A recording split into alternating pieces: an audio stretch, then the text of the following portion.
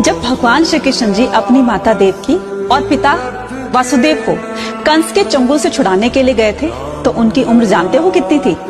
14 साल की। तो उनकी माता देवकी ने उनसे पूछा कि बेटा तुम तो भगवान हो, तो तुम जल्दी भी तो आ सकते थे हमें छुड़ाने के लिए। तो श्री कृष्ण जी ने हंसकर कहा कि माता मैं जल्दी कैसे आ जाता, क्योंकि आपने भी तो मुझे 14 साल का वनवास दिया था ना। माता बड़ी हैरान हो गई। उन्होंने कहा मैंने कब तुम्हें 14 साल का वनवास दिया? तब श्री कृष्ण जी ने कहा कि पिछले जन्म में मैं राम था और आप मेरी माता केकई थी। तो बड़ी हैरानी से पूछा तो फिर यशोदा जी कौन है?